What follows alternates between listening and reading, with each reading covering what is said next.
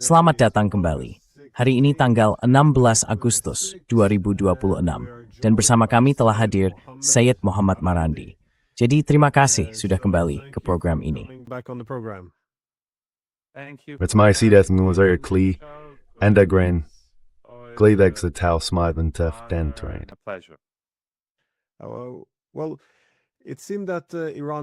Tampaknya strategi Iran dalam perang ini adalah, bisa dibilang, kesabaran strategis. Artinya, Iran punya keuntungan karena bisa bertahan lebih lama daripada Amerika Serikat. Dan dalam hal pembalasan, tampaknya Iran berusaha mencerminkan tindakan apapun yang dilakukan Amerika Serikat. Jadi, jika Amerika Serikat menyerang, Iran merespons. Tentu saja dengan tujuan penting untuk membuktikan bahwa mereka bisa naik di tangga eskalasi. Ini menunjukkan bahwa Amerika Serikat tidak bisa begitu saja meningkatkan eskalasi untuk memaksa Iran menyerah. Jadi semua ini bisa dibilang berhasil. Bahkan, berhasil adalah istilah yang tepat, mengingat Iran sedang memenangkan perang ini. Namun tampaknya ada sedikit perubahan. Saya tidak yakin apakah ini karena kepemimpinan baru Garda Revolusi Iran, atau semata-mata karena Iran memasuki fase baru. Tetapi tampaknya Iran mulai mengambil langkah ofensif. Itu hanya dalam mereka like, mulai juga dalam tindakan. Ini suara depresikan seberang step emisting tertirian. Sure. I don't believe that the change Tad. in Tentu saya tidak percaya bahwa perubahan dalam kepemimpinan angkatan bersenjata atau spekter di IRGC, bukan IRG, bukan Amerika atau Regular, step girls yang terutama IRGs. Saya tidak melihat ada perubahan bestia. Karena pertama-tama, berkomandan ini sebenarnya mitega cita kegitumap karena alasan yang memanan. Saya pikir, fakta bahwa nama mereka sekarang diumumkan menunjukkan adanya rasa percaya diri yang lebih besar di Iran terkait keamanan. Hampir bersamaan dengan berita ini, kami juga mendapat berita lain bahwa Presiden mengadakan pertemuan selama 7 hingga 8 jam. Ini juga menunjukkan bahwa keadaan mulai kembali normal, dan bahwa berita mengenai pertemuan-pertemuan tingkat tertinggi disampaikan kepada publik. Nama-nama mereka yang memimpin angkatan bersenjata, diumumkan. Menurut saya, itu sendiri memaling signifikan. That I think is significant in itself. What has changed is Yang berubah adalah Ketua Dewan Keamanan Nasional tertinggi. Kini ada orang baru yang ditunjuk memimpin Dewan Keamanan Nasional tertinggi, yaitu Mayor Jenderal Mohsen Rezai. Menurut saya ini penting karena beberapa alasan. Pertama, saya rasa Jenderal Rezai lebih kuat dan lebih berpengaruh daripada ketua sebelumnya, yang diangkat menjadi Ketua Dewan Keamanan Nasional tertinggi setelah Dr. Larijani gugur sebagai martir akibat koalisi Trump dan Netanyahu. Jadi, dia sosok yang jauh lebih kuat. Latar belakangnya dalam mengelola organisasi-organisasi penting, pada dasarnya, dia memimpin Garda Revolusi ketika perang dimulai, ketika Saddam Hussein menginvasi Iran pada tahun 1980 dengan dukungan Barat dan Uni Soviet pada saat itu. with the support of the West and the Soviet Union at that time. So he led the guards throughout those years, and when he was Jadi selama bertahun-tahun itu dia memimpin Garda. Ketika dia menjabat, Garda adalah organisasi kecil, paling jauh hanya memiliki senjata ringan. Jadi selama tahun-tahun itu, pada dasarnya dialah yang membentuk IRGC menjadi seperti sekarang ini. Kalau saya tidak keliru, dia memimpinnya selama 16 tahun. Dia juga memiliki gelar doktor ekonomi. Dia pernah menjadi wakil Presiden Raisi sebagai wakil di bidang ekonomi. Jadi dia memahami persoalan ekonomi. Dia memahami persoalan politik. Dia menjadi pejabat tinggi. Jelas, dia adalah orang yang berbaik kemampuan dan pengetahuan penting bergo posisinya. Karena kemampuan itu tinggi itu berpenting. military. It's not just about war. It's about foreign policy. It's about economics. Ini soal kebijakan luar negeri. Ini soal ekonomi. Ini soal semua hal yang penting bagi keamanan negara. Dan anggota dewan itu mencakup tokoh-tokoh ekonomi utama di pemerintahan, Kementerian Luar Negeri, serta anggota parlemen utama dalam berbagai pertemuan, tergantung topik yang dibahas. Jadi dia sosok yang lebih kuat, lebih berpengaruh, dan jauh lebih berpengalaman. Itu salah satu aspeknya. Jadi, was som en bra stad inom en diksman, die var kommanden trigger, så seber jembelman worden i lebih berkursi banding sebelumnya. Smatting for nakhilnya. In the state than before, simply because of his character. Because since he is so well known. Karena dia, mengingat dia sangat dikenal di kalangan politik dan merupakan tokoh publik, bisa lebih mudah mengordinasikan para aktor kunci di negara itu. Presiden, ketua parlemen, kepala lembaga kehakiman, angkatan bersenjata, yayasan-yayasan milik negara, dan seterusnya. Selain itu, kita tahu bahwa sikapnya di hadapan publik terhadap Amerika Serikat, terhadap rezim Israel, dan terhadap koalisi yang dibentuk untuk melawan Iran lebih tegas, jauh lebih tegas. Jadi, saya pikir the carry tentang konflik ini, using it berpenging tuasan itu rada brain, beskeplik intensif. Is to be on the offensive, more on the offensive. In the past, as you rightly pointed out, the Iranians would Dulu, seperti yang Anda tunjukkan dengan tepat, Iran akan membalas seiring berjalannya waktu. Pembalasan Iran biasanya lebih berat daripada serangan Amerika. Jadi terutama dalam episode terakhir, babak terakhir kekerasan setelah Amerika Serikat membatalkan MOU dan memulai kembali perang, respons Iran menjadi semakin keras. Dengan kata lain, kalau Amerika menyerang sebuah target, Iran akan melakukan lebih dari itu. Mereka akan membalas dengan lebih keras. Tetapi saya prefer Wandering and Dr. Reza, sahabat dari sesing maistem fahal bejuan itu, Protesis poin bertunjuk jauh bergiris. And that he is going to be much more decisive. If the United States escalates, whether jika Amerika Serikat meningkatkan eskalasi, baik melalui tekanan ekonomi maupun tekanan militer, saya rasa responsnya akan jauh lebih tegas dan jauh lebih menyakitkan bagi koalisi anti-Iran. Jadi saya rasa ini perubahan yang besar.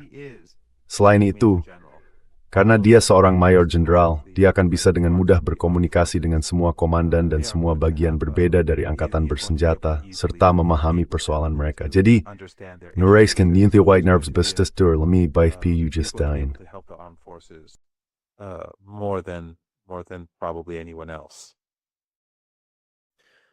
Well, I see the United States. Saya melihat Amerika Serikat ya, bisa dibilang, telah mengunci dirinya sendiri, terpojok oleh tindakannya sendiri. Artinya, mereka tidak lagi memiliki, atau mungkin sejak awal memang tidak pernah punya, jalan yang meyakinkan menuju kemenangan.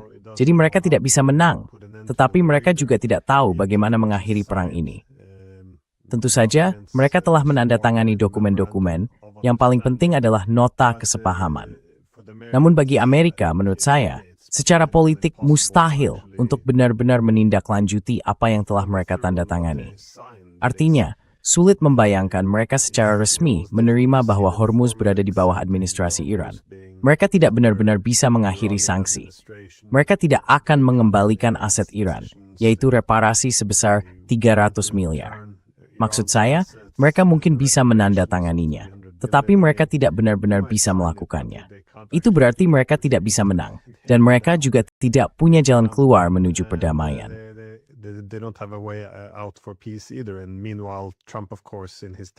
Sementara itu, Trump tentu saja dalam keputusasaannya makin menggali lubang yang makin dalam lewat retorikanya.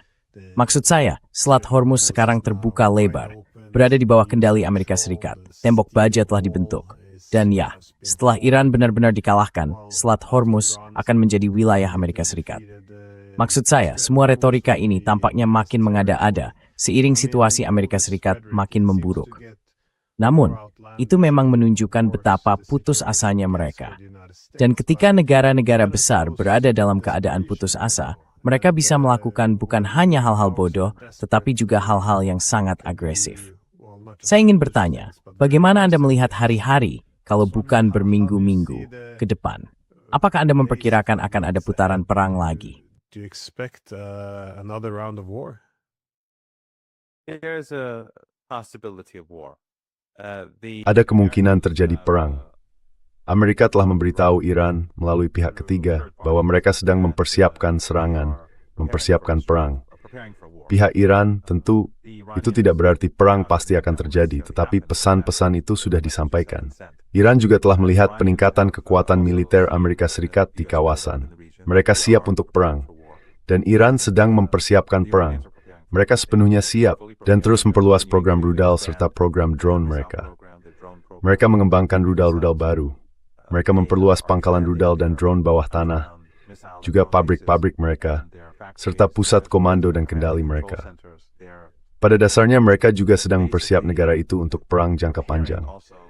Pemerintah telah beralih menuju ekonomi masa perang.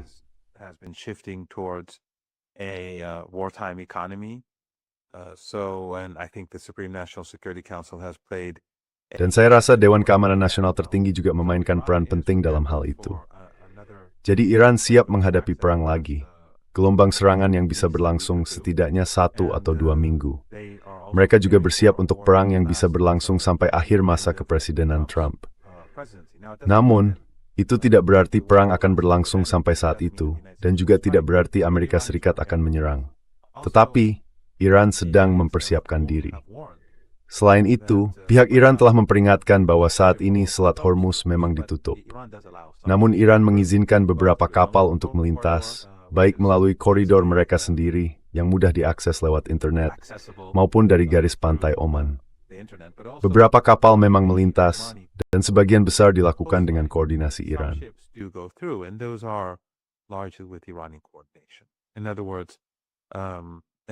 Dengan kata lain, melalui koridor Iran, kapal-kapal dari negara yang bersahabat dengan Iran bisa melintas. Kapal dari negara yang tidak ikut serta dalam perang juga bisa melintas. Namun, terkadang ada satu atau beberapa kapal dari negara yang bersahabat dengan Iran, tetapi mereka takut melewati koridor Iran karena khawatir akan mendapat hukuman. Jadi pada beberapa kesempatan, Iran mengizinkan mereka melintas di sepanjang pantai Oman. Atau, ada sejumlah kesepakatan yang sedang berlangsung. Maksud saya negosiasi sedang terjadi, dan memang selalu ada negosiasi antara Iran dan negara-negara di Teluk Persia. Jadi kadang-kadang Iran mengizinkan beberapa kapal melintas berdasarkan kesepakatan yang ada antara katakanlah Uni Emirat Arab dan Iran.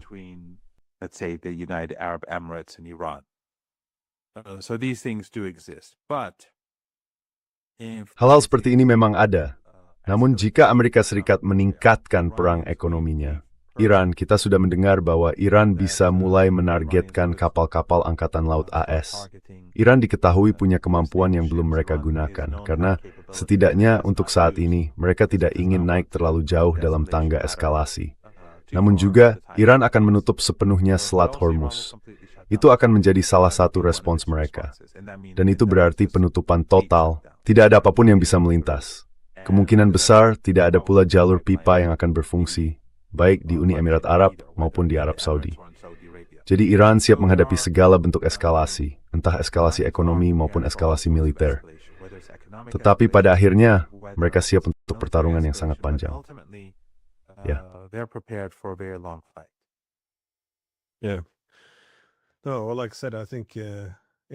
Tidak, seperti yang saya katakan. Menurut saya, inti masalahnya sekarang adalah bahwa satu-satunya jalan keluar bagi AS yang bisa berhasil adalah kembali ke status quo lama. Sementara, karena alasan yang jelas, status quo lama itu sama sekali tidak bisa diterima oleh Iran. Maksud saya, kita tidak mungkin menjalani ini selama 47 tahun lagi. Namun mengingat situasinya tampaknya mengarah ke eskalasi lain, dan Iran sekarang siap untuk bertindak lebih percaya diri atau mengambil posisi ofensif, apa yang mungkin akan kita lihat dari Iran? Dalam tindakan nyata, itu akan seperti apa? Menurut Anda, apakah Iran mungkin akan menyerang kapal induk AS? Apakah mereka akan bertindak lebih keras terhadap negara-negara satelit AS di kawasan Teluk? Menurut Anda, bagaimana ini akan terjadi? Karena di saat yang sama, ketika kita melihat eskalasi dan kesiapan Iran untuk mengambil sikap yang lebih keras, kita juga lihat negara-negara seperti Uni Emirat Arab tampaknya mentransfer uang ke Iran. Sekali lagi, ini berdasarkan laporan-laporan yang ada, untuk saya kira membeli jalan keluar dari konflik ini. Saya penasaran sebenarnya apa yang sedang terjadi nih, karena jelas ada sesuatu siking.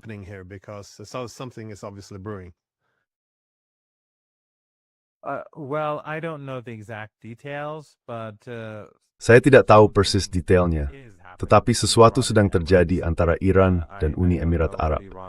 Saya tidak tahu apakah Iran akan menyebutnya reparasi atau apa istilah yang akan mereka gunakan. Namun tentu saja Uni Emirat Arab telah memainkan peran yang sangat menghancurkan seperti yang lainnya. Mereka membantu Amerika Serikat menargetkan Iran dan membunuh warga sipil, warga negara, serta para pemimpin Iran.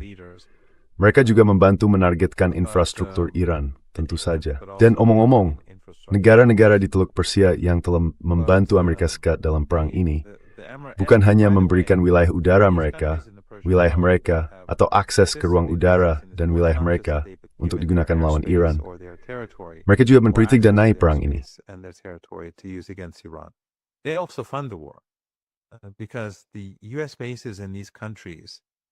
Karena ada pangkalan Amerika Serikat di negara-negara ini, biayanya ditanggung oleh negara tuan rumah. Dan selama perang, ketika biayanya meningkat, mereka memberikan bantuan lebih banyak. Faktanya, Iran punya bukti bahwa pada suatu titik, selama perang panas yang berlangsung 40 hari itu, Qatar mengalami masalah dalam membayar pajak. Mereka tidak memiliki uang tunai yang diperlukan, entah karena alasan teknis atau alasan lainnya, untuk mendanai hal ini. Jadi, peran mereka dalam perang ini dipandang cukup keterlaluan oleh Iran. Namun bagaimanapun juga, saat ini ada sesuatu yang sedang terjadi antara Uni Emirat Arab dan Iran. Sekali lagi, saya tidak tahu rinciannya, tetapi itu terkait dengan alasan mengapa hanya sejumlah terbatas kapal yang diizinkan melintas melalui Selat Hormuz. A limited number of ships that are allowed to pass through the Strait of Hormuz.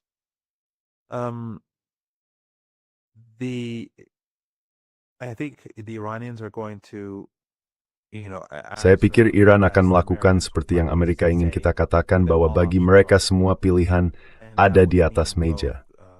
Dan itu berarti menargetkan aset Angkatan Laut Amerika Serikat, juga negara-negara yang menjadi tuan rumah pangkalan Amerika Serikat. Dan Amerika Serikat belum meninggalkan negara-negara ini. Pangkalan mereka telah dihancurkan, atau dihancurkan sebagian, atau sebagian besar dihancurkan, bukan hanya dihancurkan sebagian.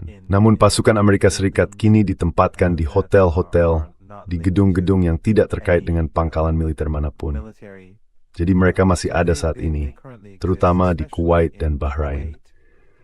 Pemerintah negara-negara itu sangat membantu militer Amerika Serikat.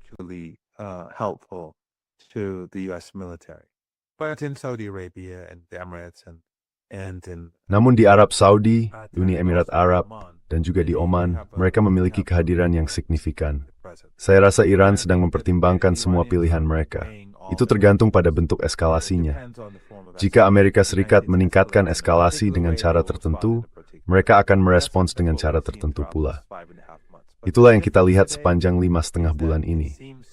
Namun perbedaannya sekarang adalah, tampaknya jelas bahwa Ayatollah Khamenei ingin Mayor Jenderal Rezai menjadi Ketua Dewan Keamanan Nasional tertinggi, karena ia ingin merespons agresi Amerika Serikat dan Israel terhadap Iran, juga di seluruh kawasan, dengan cara yang lebih tegas dan proaktif.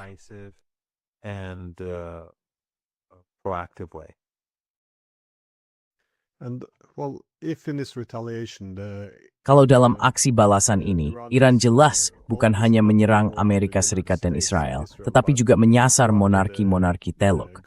Seberapa rentankah mereka sekarang? Karena mereka sudah cukup terpukul dalam beberapa bulan terakhir. Tapi kalau kita bicara tentang naik lagi di tangga eskalasi, kira-kira apa yang mungkin akan kita hadapi?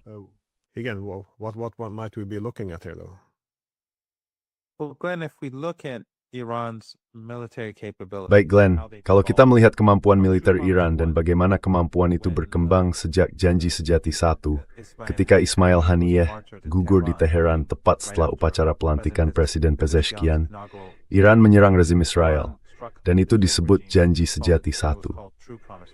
Jika Anda membandingkan Janji Sejati 1 dengan Janji Sejati 2 lalu 3 dan 9, pada awal perang ini, perang yang sedang berlangsung, dan babak terbaru dalam perang ini beberapa minggu lalu.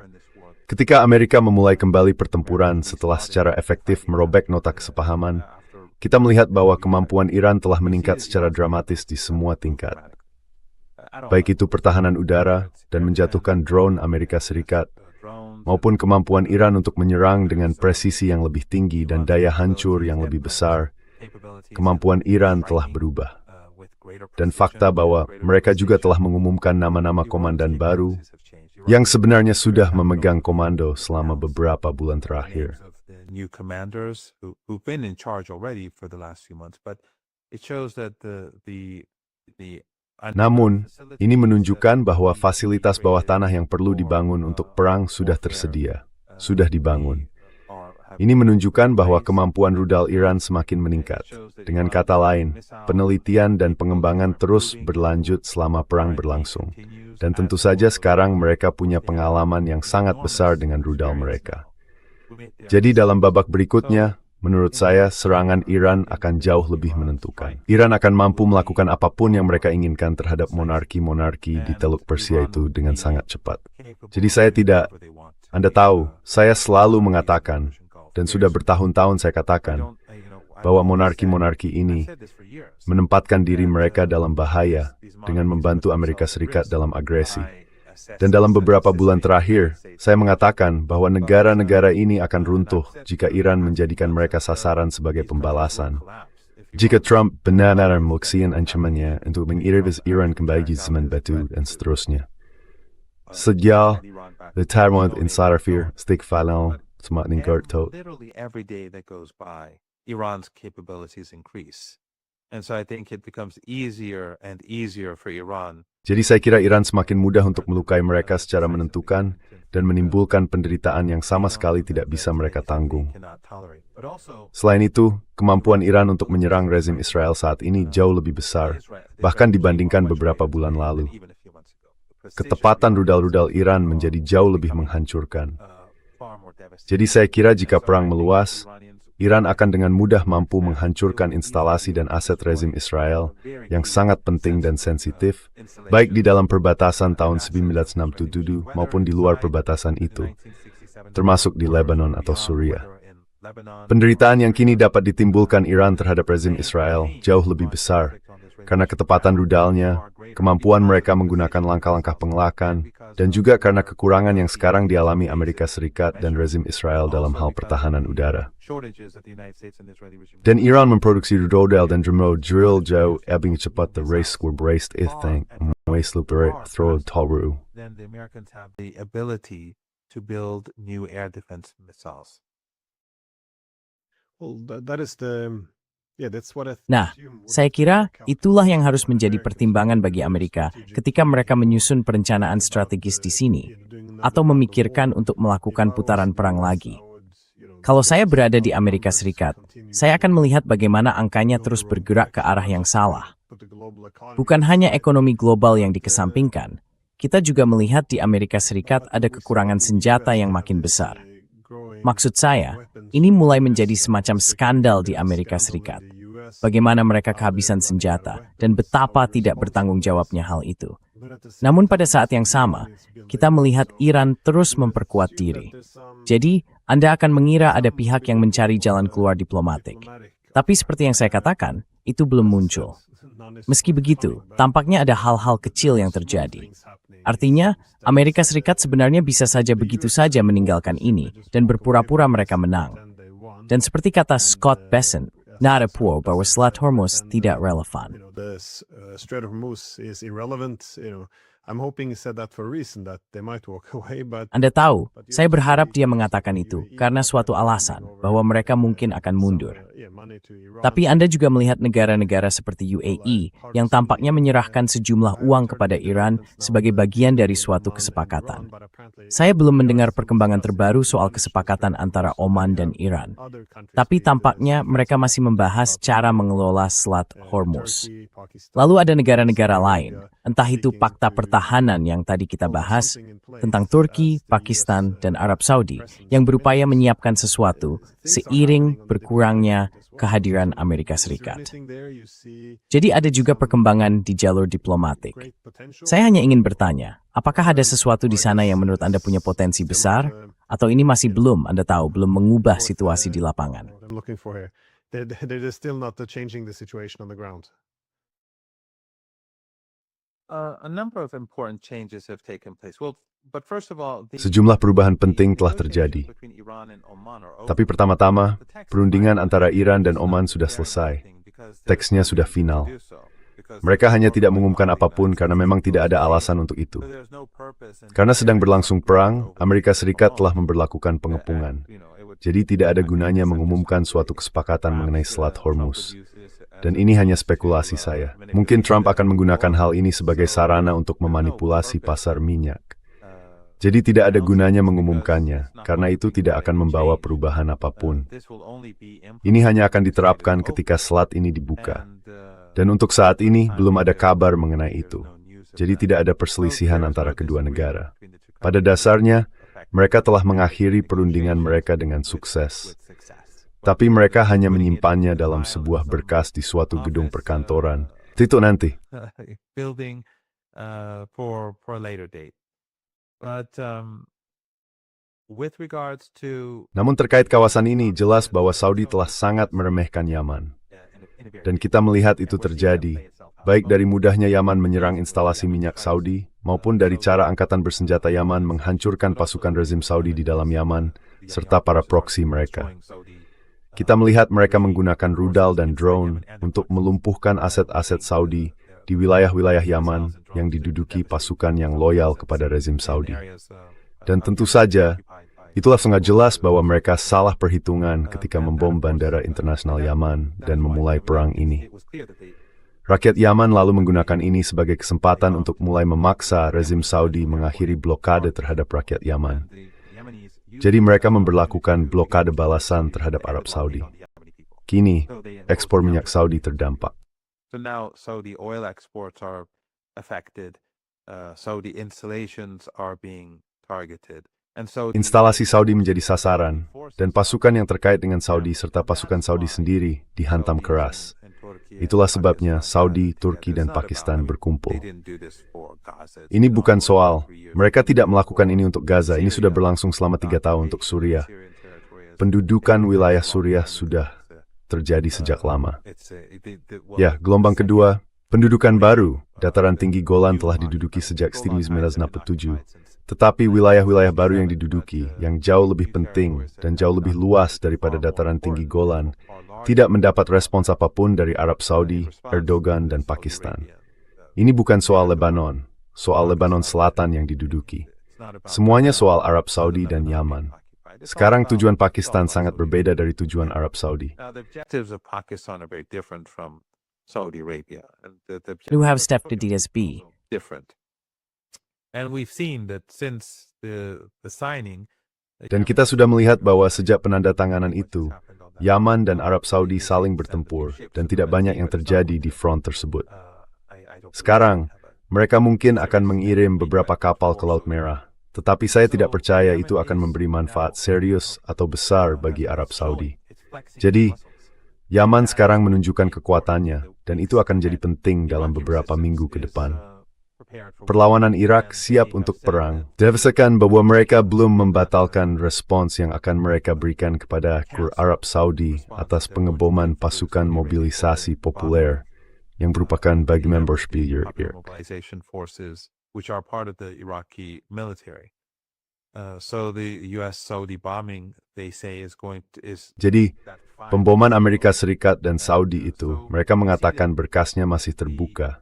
Dan kita melihat bahwa komponen regional dalam perang ini sekarang lebih penting daripada sebelumnya. Kalau kita kembali ke 5 bulan terakhir, atau sebenarnya sudah mendekati 6 bulan, dalam katakanlah 5 bulan pertama perang ini, pada dasarnya itu lebih banyak merupakan Iran melawan koalisi.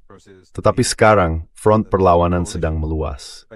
Front ini bergerak di seluruh kawasan. Yaman tentu punya keluhannya sendiri, tetapi mereka tetap terkoordinasi. Jadi, penutupan Selat Bab al-Mandab dan Selat Hormuz secara bersamaan meningkatkan tekanan terhadap Amerika secara drastis. Increases the pressure on the United States dramatically. But if the United States pushes for further escalation, namun jika Amerika Serikat mendorong eskalasi lebih lanjut, maka tentu saja pihak ini juga bisa meningkatkan eskalasi lebih jauh. Dan juga, jika rezim Israel melanjutkan agresinya di Lebanon dan Gaza, maka berdasarkan kebijakan baru Dewan Keamanan Nasional tertinggi, katakanlah begitu, respons Iran mungkin akan lebih tegas dan mungkin membutuhkan waktu lebih singkat untuk dilaksanakan. Dengan kata lain, Iran mungkin akan menunjukkan kesabaran yang lebih sedikit daripada sebelumnya. Jadi Amerika tidak, seperti yang suka dikatakan Trump, Amerika bukan pihak yang memegang kartu. Dan semakin Amerika meningkatkan eskalasi, semakin Iran akan meningkatkan eskalasi, dan semakin para sekutu Iran juga akan meningkatkan eskalasi. Escalate, and the more Iran's allies will escalate. And every day that goes by, Glenn, Dan setiap hari yang berlalu, Glenn, seperti yang sudah kita bahas selama berbulan-bulan, krisis global, krisis ekonomi global semakin memburuk. Sekarang, waktunya mungkin berbeda dari yang saya perkirakan, karena pengetahuan saya tentang ekonomi global terbatas. Saya tidak tahu bahwa misalnya Tiongkok memiliki cadangan yang begitu besar, dan Iran juga telah bekerja sama atau mereka bekerja dengan beberapa negara di kawasan itu, seperti yang saya katakan, untuk mengizinkan ekspor terbatas atau mengizinkan negara-negara sahabatnya mengekspor. Jadi perkiraan waktu yang saya pikir akan mengarah pada bencana ekonomi global itu kurang lebih sama dengan yang dikatakan Trump. Ketika dia menandatangani MOU, dia berkata 4 minggu. Itulah penilaian banyak pihak di Iran. That's what the assessment was among many in Iran. But it's obviously taken more than, the Strait was. Tapi jelas ini sudah memakan waktu lebih dari, maksud saya, selat itu sempat ditutup lalu dibuka untuk sementara waktu. Namun sejak perang kembali dimulai, saya rasa kita sudah melewati batas waktu 4 minggu itu. Mari kita anggap bahwa selama periode ketika nota kesepahaman itu diterapkan, kekurangan energi tidak semakin parah. Tapi saya rasa, berdasarkan perhitungan Trump sendiri, entah itu sangat akurat, atau dia secara akurat menyampaikan apa yang telah diberitahukan kepadanya, krisis ini makin lama makin dekat. Dan sebenarnya tidak terlalu penting apakah itu terjadi besok, minggu depan, atau bulan depan. Itulah arah yang sedang dituju dunia. Dan jika konflik ini berlangsung lebih lama lagi, pada akhirnya kita akan sampai ke tempat yang sangat gelap.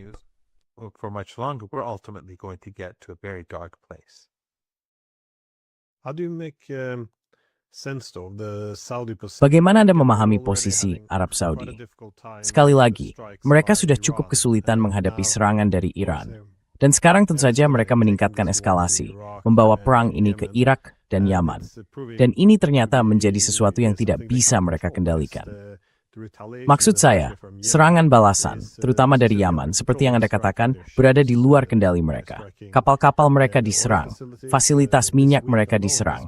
Minggu ini saja, banyak rekaman dramatis yang muncul, terutama dari Yaman. Apakah Anda melihat ada upaya dari pihak Saudi untuk keluar dari situasi ini? Saya kesulitan melihat pemikiran strategisnya. Kalau mereka tidak bisa menang dan konflik ini terus meningkat, mengapa mereka tidak berusaha mengakhirinya? Mundur saja, lakukan sesuatu seperti Uni Emirat Arab. Cukup bayar agar bisa keluar.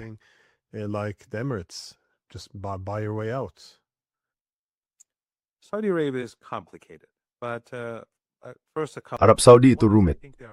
Tapi pertama ada beberapa hal. Salah satunya menurut saya ada kemiripan yang mencolok antara Arab Saudi dan Amerika Serikat serta antara Yaman dan Iran dalam cara semua ini berlangsung.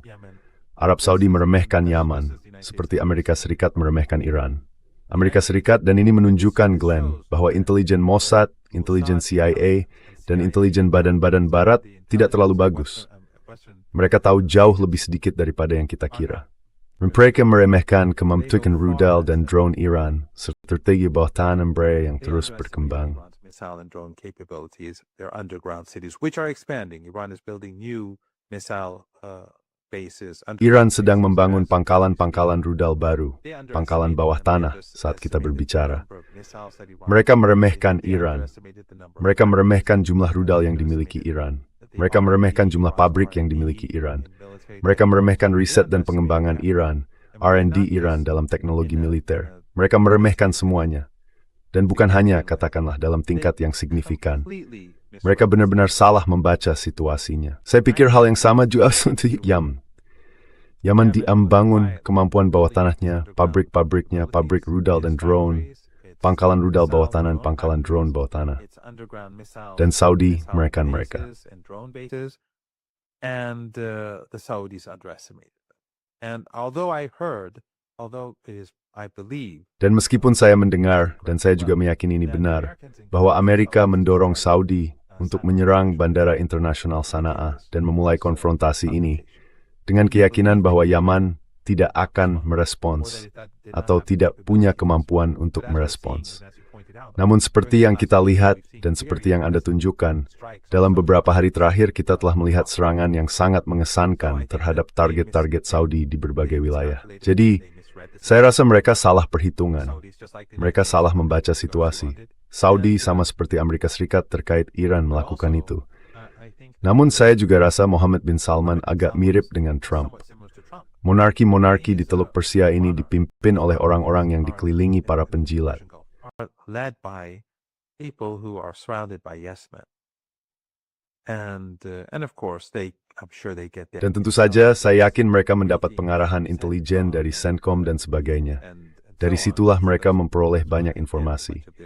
Dan CENTCOM serta badan-badan intelijen AS memberitahu mereka apa yang ingin mereka ketahui. Jadi mereka juga menyesatkan mereka. Tetapi bagaimanapun, mereka dikelilingi orang-orang yang selalu mengiyakan. Dan maksud saya, lihat saja rekam jejak Mohammed bin Salman. Dia menculik Perdana Menteri Lebanon, Hariri. Ketika Hariri masih menjabat sebagai Perdana Menteri, memenjarakannya, memukulinya, Perdana Menteri dari negara lain. Tidak terlalu cerdas. Dia memulai perang genosida di Yaman dengan dukungan Barat dan seluruh kawasan, kecuali Iran.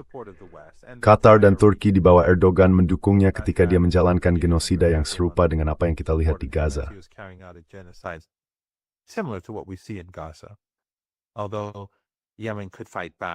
Meskipun Yaman bisa melawan dan negara itu jauh lebih besar, tetapi mereka mencoba membuat rakyat kelaparan dan mereka melakukannya. Itu gagal. Jadi itu bencana besar. Sejak 2015, ratusan miliar dolar dihabiskan untuk Yaman, dan ratusan miliar dolar untuk proyek-proyek raksasa ini yang juga tidak membawanya kemana-mana. Sekali lagi, itu tidak menunjukkan kebijaksanaan yang besar. Dan Arab Saudi saat ini tidak memiliki bantalan keuangan seperti yang dimilikinya dulu. Ini sekarang menjadi masalah besar karena perang-perang ini dan karena proyek-proyek raksasa tersebut. Lalu dia memberlakukan blokade terhadap Qatar, tindakan bodoh lainnya. Dan kemudian kita juga melihat apa yang dia lakukan terhadap Jamal Khashoggi di Turki.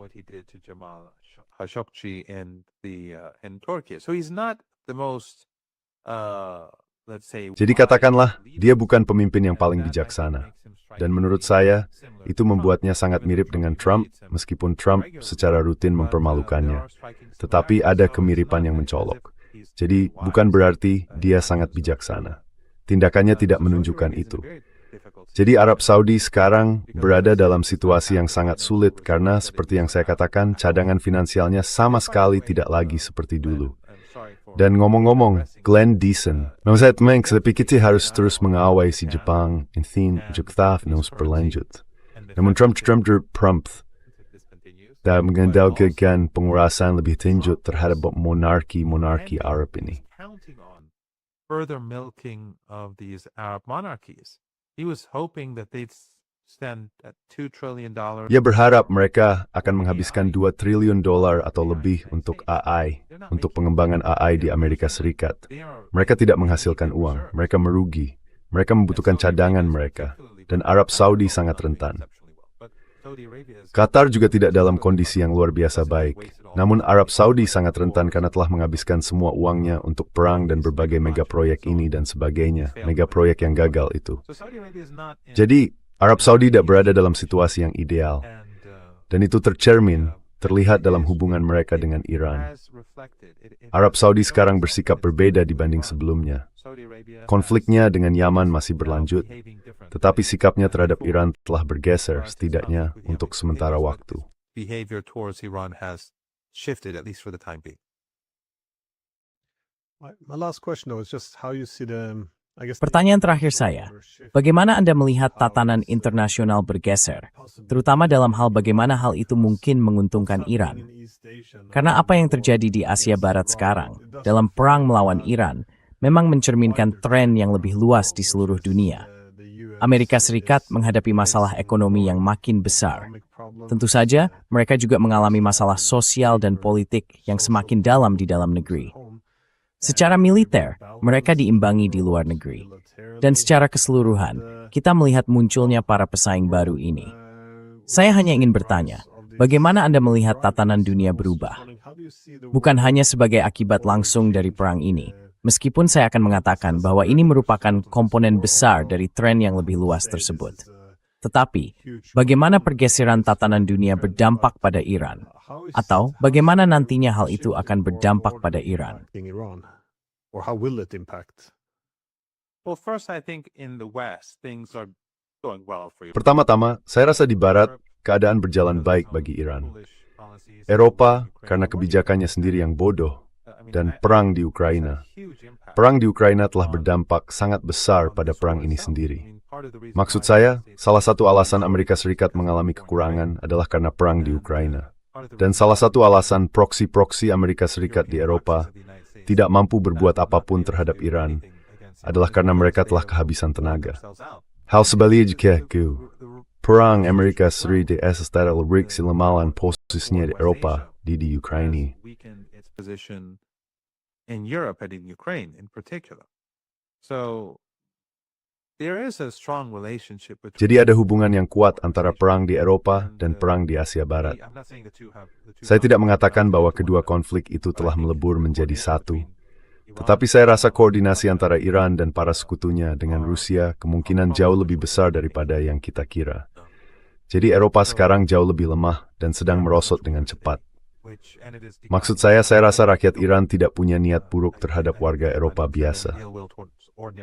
Tetapi yang saya maksud adalah pemerintah-pemerintahnya, NATO, Uni Eropa, dan Inggris sebagai, katakanlah, entitas-entitas sekutu yang memiliki sejarah kolonisasi selama berabad-abad, yang telah memengaruhi kehidupan kami selama bertahun-tahun ini. That have influenced our lives for all these years. The United States, the changes taking place there. Amerika Serikat, perubahan yang terjadi di sana, menurut saya juga sangat baik bagi Iran. Fakta bahwa Trump, seluruh episode Trump di Turki ini, ketika dia meninggalkan pesawat dan disembunyikan, lalu 2 kali pindah pesawat menurut saya, dan kemudian ternyata itu ulah Israel, seperti yang diduga. Begitu saya mendengar beritanya, saya benar-benar yakin itu intelijen Israel dan ternyata memang persis begitu. Semua ini melemahkan rezim Israel dan lobi Zionis.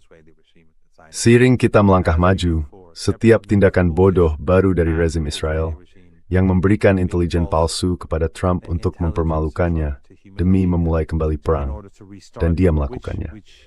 Dan 13 hari pertempuran terjadi. Jadi semua ini mulai terungkap, dan semakin merugikan rezim Israel.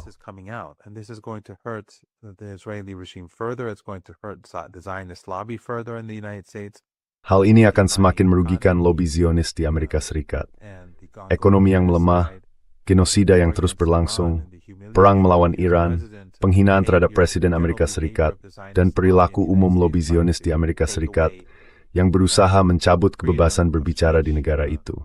Semua ini menghancurkan posisi Zionisme di Amerika Serikat. Jadi ini juga berjalan baik bagi Iran.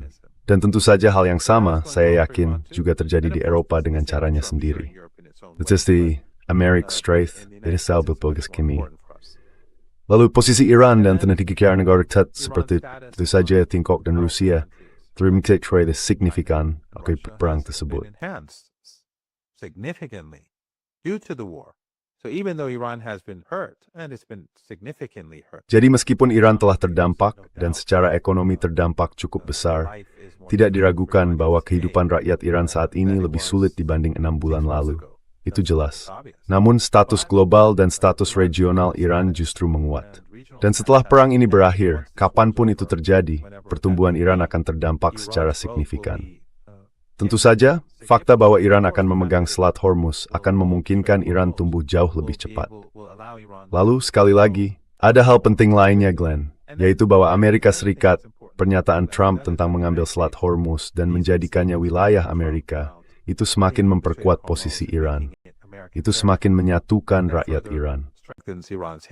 It unites the Iranian people further. It always reminds people Itu selalu mengingatkan orang tentang apa yang sedang dilakukan musuh, dan bahwa musuh ingin merampas kedaulatan Anda. Musuh ingin merampas martabat Anda. Musuh ingin merampas wilayah Anda. Musuh ingin memecah belah negara Anda. Musuh ingin memundurkan Anda. Musuh ingin memusnahkan rakyat Anda dengan menghancurkan negara itu. Jadi setiap kali Trump mengingatkan rakyat Iran tentang siapa dirinya sebenarnya, seperti apa kepribadiannya, serta seperti apa kalangan politik di Amerika Serikat dan kaum Zionis, itu justru semakin menyatukan negara tersebut. Dan itu menumbuhkan simpati yang lebih kuat terhadap Iran di seluruh dunia. Karena apapun yang dikatakan Trump, dimanapun dia berada, dimanapun dia mengatakannya akan terdengar di seluruh dunia. Wherever he may say it is heard around the world. So, I think.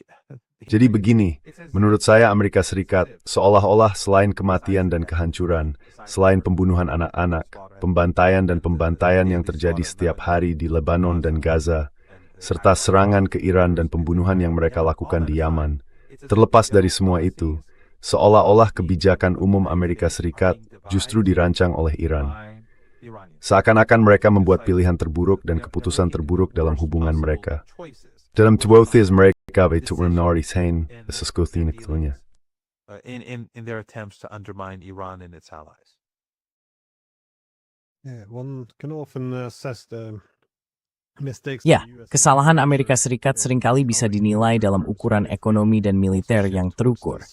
Tapi kalau kita juga beralih ke kekuatan lunak, yang selama ini merupakan salah satu keberhasilan besar Amerika Serikat, itu benar-benar sudah hancur, cara mereka menjual perang. Maksud saya, selama beberapa dekade terakhir, kita melihatnya dalam perang melawan Serbia, Afghanistan, Irak, Libya, Suriah, terhadap Rusia, Iran. Mereka selalu menjual perang mereka sebagai misi kemanusiaan. Dan sekarang, ketika Anda melihat retorika seperti, kita akan memusnahkan Iran, Iran akan berhenti ada sebagai sebuah peradaban, kita akan mengambil Selat Hormuz sebagai wilayah Amerika Serikat, kita akan menghasilkan begitu banyak uang. Maksud saya, semua retorika seperti ini benar-benar menghancurkan siapapun yang masih percaya pada omong kosong itu. Destroying, whoever still believed in that nonsense, though. That it was. Alongside actions. I mean, Dan itu berjalan seiring dengan tindakan. Maksud saya, kita melihat genosida yang terus berlangsung di Gaza tidak pernah berhenti. Rakyat dibuat kelaparan, obat-obatan dicegah masuk. Saat kita berbicara, anak-anak sedang kelaparan. Ada anak-anak yang membutuhkan makanan khusus karena pola makan mereka. Makanan semacam itu tidak diizinkan masuk. Obat untuk mereka yang menderita kanker juga tidak diizinkan masuk, agar mereka mati. Lalu, tentu saja, pada saat yang sama mereka menembaki orang dengan penembak jitu. Mereka membom orang. Ini terus berlangsung. Jadi orang-orang melihat ancaman Trump dan melihat kenyataan di Gaza, pengeboman di Lebanon kemarin, yang membunuh 11 warga Lebanon, semuanya warga sipil, setengahnya anak-anak. Mereka melihat bagaimana aset rakyat Venezuela dirampas secara terang-terangan, dan tidak ada seorang pun di Amerika Serikat yang memprotes.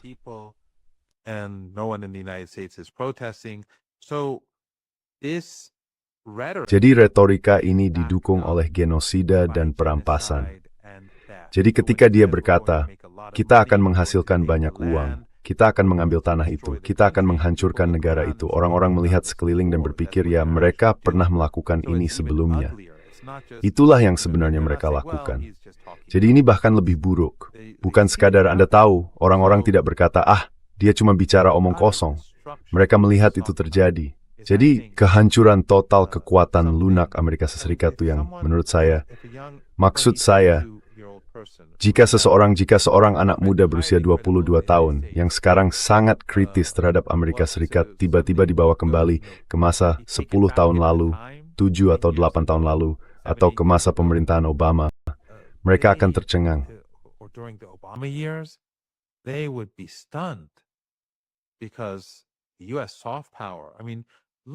Karena kekuatan lunak Amerika Serikat.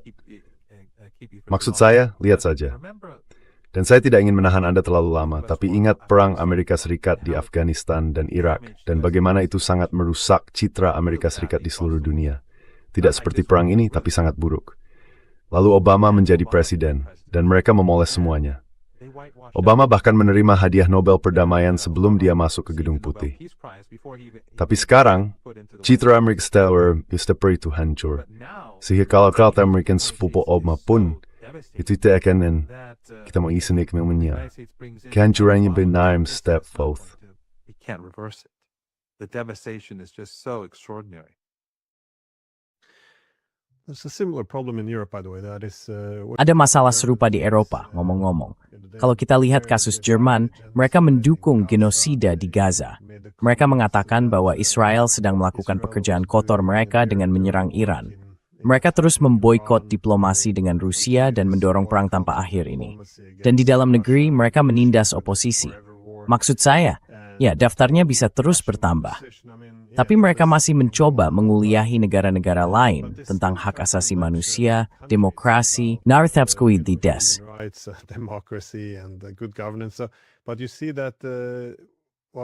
Namun, Anda bisa melihat bahwa meskipun mereka masih yakin punya otoritas ini, dunia kini mulai menolak gagasan bahwa negara-negara terbagi menjadi guru dan murid peradaban, dan bahwa entah bagaimana orang-orang ini adalah para guru yang seharusnya menguliahi dunia. Itu sudah tidak berhasil lagi. Dan itu adalah komponen kunci dari model hegemonik, yaitu hegemon yang baik hati. Jadi banyak yang dipertaruhkan dalam perang-perang ini, dan mereka kehilangan semuanya. Ngemerjuthka prates, dalmer thirtering den hadrun jesix. Memestrang, snuith dry single the image henti seming pagi. Zedze hi maxi bang sebelum wafuwukte. Sunday morning, so thank you very much for taking time. Thank you. Remad as we do sub hangs all step and break, remember both of us severin and bromes. Pleasure.